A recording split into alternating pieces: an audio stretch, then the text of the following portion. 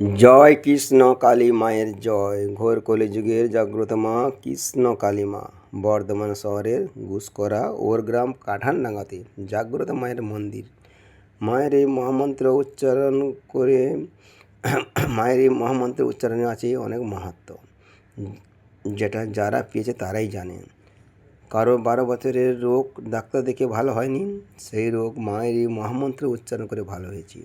কারো 15 বছর 20 বছর ধরে সন্তান কোলে আসে না, সেই মা মায়ের এই মহামন্ত্র উচ্চারণ করেছে, মাকে মানসিক করেছে, মা সন্তান পেয়েছে। যার যত ভক্তি তার তত মুক্তি। তাই তো বলি একবার মায়ের এই মহামন্ত্র উচ্চারণ করে দেখো। জয় কৃষ্ণ কালী মায়ের জয়, জয় কৃষ্ণ কালী মায়ের জয়, জয় কৃষ্ণ কালী মায়ের জয়। জানে না, যে তন্ত্র জানে না, যে মন্ত্র জানে না, যে আচার জানে না, যে বিচার জানে না, আমি এটাই থাকবো মঙ্গলা।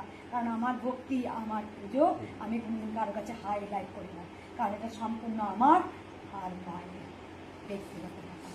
আমি কখন মায়ের কাছে বসি, কখন মাকে পুজো করি, মা কি বলেন, মা কি বলতে চান, সেটা সম্পূর্ণ আমার।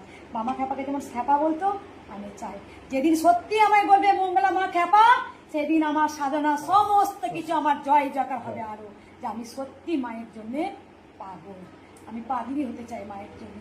মাকে যে আমি কতটা ভালোবাসি আমি কাউকে বলে বুঝতে পারি। ও আমার জীবন, ও আমার প্রাণ, ও আমার সব। ওকে যদি আটকে দেয় আমি সঙ্গে সঙ্গে শেষ হয়ে যাবো। কারণ আমি জানি যারা মাকে পাথর দেখে, চিন্ময় থেকে মিনময় রূপ পরমহংসদেব দিয়েছিলেন, মাটির মা থেকে মিনময়ী রূপ দিয়েছিলেন, মায়ের রূপ দিয়েছিলেন। তাই মাকে যদি ডাকার মতো ডাকতে পারা যায় তাহলে মা অবশ্যই সাড়া দেন। আমি নিজের প্রমাণ। মায়ের কাছে তন্ত্র লাগে না, মন্ত্র লাগে না, মায়ের কাছে লাগে ভক্তি। সবাই আমরা কাঁদি নিজের জন্যে, যে মা আমাকে দাও, কিন্তু কেউ কি মায়ের জন্য কাঁদে? কেঁদেছিলেন পরমহংসদেব, বামা খ্যাপা আর কমলাকান্ত, রামপ্রসাদ, স্বামী বিবেকানন্দ মায়ের জন্য কেঁদেছে। তাই আমরা মায়ের নাম জপ করলাম। অনেকে এসে বলে মা গো আমি তো অনেকবার নাম জপ করেছি, আমি কিছু পেলাম না কেন? কারণ তুমি তোমার জন্য চেয়েছো, তুমি মায়ের জন্য চেয়ে দেখো তো। প্রত্যেকটা মানুষের মধ্যে গঙ্গা রয়েছে, ভেতরেই গঙ্গা রয়েছে।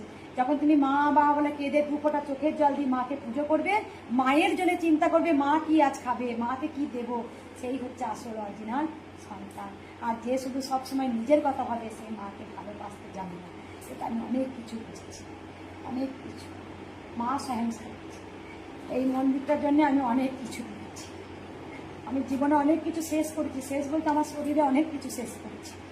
আমার যখন খুব কষ্ট হয় মায়ের কাছে বসি, মা আমি জানি তুমি জানতে যে আমার মঙ্গলাকে যখন ধরাধামে পাঠাচ্ছি আমাকে অনেক কিছু নিতে হবে, অনেক কিছু শুনতে হবে, আমাকে অনেক কিছু সহ্য করতে হবে। তাই হয়েছে।